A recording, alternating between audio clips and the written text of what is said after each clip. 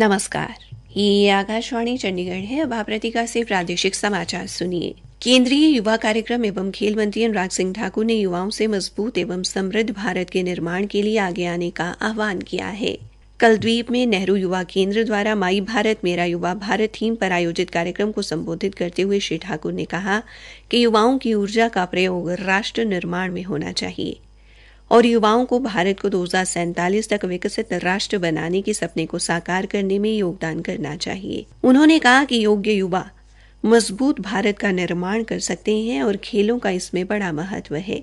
खेल मंत्री ने युवाओं से खेलों को अपने जीवन का हिस्सा बनाने, स्वस्थ रहने व मादक पदार्थों से दूर रहने की अपील भी की। हरियाणा के गृह मंत्री अनिल विज ने कहा है कि अयोध्या में भगवान राम के नवनिर्मित मंदिर में प्राण प्रतिष्ठा एवं उद्घाटन के उपलक्ष्य में अंबाला छावनी में इस महीने की 14 तारीख को भव्य श्री राम यात्रा का आयोजन किया जाएगा। उन्होंने कहा कि ये यात्रा सुबह 11 बजे अंबाला के सुभाष पार्क से निकाली जाएगी, जो अंबाला छावनी के सदर बाजार व अन्य क्षेत्रों से होती हुई वापस सुभाष पार्क में संपन्न होगी। यात्रा के दौरान पैदल चलते हुए रामलला का गुणगान किया जाएगा। श्री विज ने बताया कि अयोध्या में श्री राम मंदिर में 22 जनवरी को प्राण प्रतिष्ठा समारोह के बाद अयोध्या यात्रा के लिए अंबाला छावनी से विशेष वातानुकूलित रेलगाड़ी चलाई जाएगी। अंबाला छावनी से हजारों भक्त इस रेलगाड़ी में अयोध्या में श्री राम मंदिर के दर्शनों के लिए रवाना होंगे। उन्होंने बताया कि विशेष गाड़ी चलाने को लेकर रेलवे के अधिकारियों से बातचीत की जा रही है और जल्द ही इसको चलाने की तारीख तय की जाएगी। गाड़ी में खाने पीने के अलावा अन्य सुविधाएं भी उपलब्ध होंगी। श्री विज ने सभी वर्गों से श्री राम यात्रा में बढ़ चढ़कर शामिल होने का आह्वान किया है। हरियाणा के मुख्य सचिव संजीव कौशल ने कहा है कि विकसित भारत संकल्प यात्रा में 2 जनवरी तक 32 लाख से अधिक लोगों की भागीदारी रही। श्री कौशल ने केंद्र और राज्य सरकार की विकास योजनाओं की समीक्षा करते हुए कहा कि अतिरिक्त मुख्य सचिव सरकार की योजनाओं के कार्यान्वयन की नियमित निगरानी के लिए अतिरिक्त उपायुक्तों के साथ सहयोग करें। उन्होंने यात्रा में अतिरिक्त उपायुक्तों की भागीदारी के महत्व पर बल दिया। श्री कौशल ने कहा कि इस दौरान यात्रा कार्यक्रमों में 7,11,130 आयुष्मान भारत कार्ड तत्काल जारी करना व्यापक स्तर पर प्रभावशाली कार्यप्रणाली को दर्शाता है।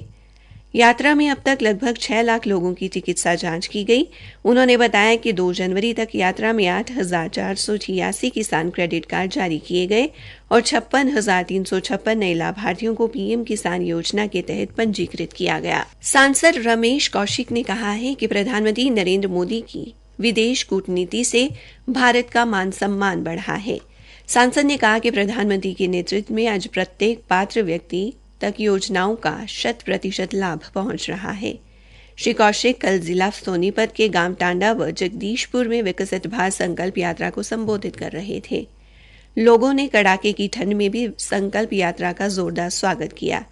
उन्होंने कहा कि श्री नरेंद्र मोदी ने प्रधानमंत्री बनते ही भ्रष्टाचार पर लगाम लगाने के लिए जनधन योजना के तहत गरीब लोगों के खाते खुलवाए और आज गरीबों को योजनाओं का सारा पैसा उनके खाते में भेजा जा रहा है।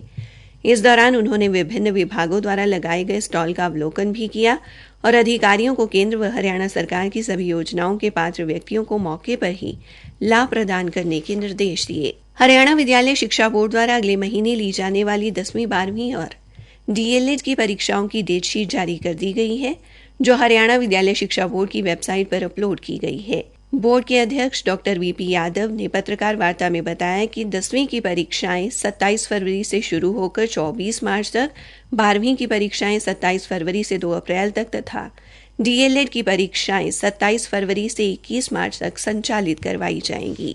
कैथल में श्री गुरु गोरखनाथ श्री राम जन्मभूमि भंडारा समिति द्वारा अयोध्या में प्राण प्रतिष्ठा कार्यक्रम के दौरान आगामी 20 जनवरी से अयोध्या के बस अड्डे में 60 दिन के लिए भंडारा लगाया जाएगा। भंडारे के लिए चावल हरियाणा प्रदेश राइस मिलर्स एवं डीलर्स एसोसिएशन द्वारा दिया जाएगा।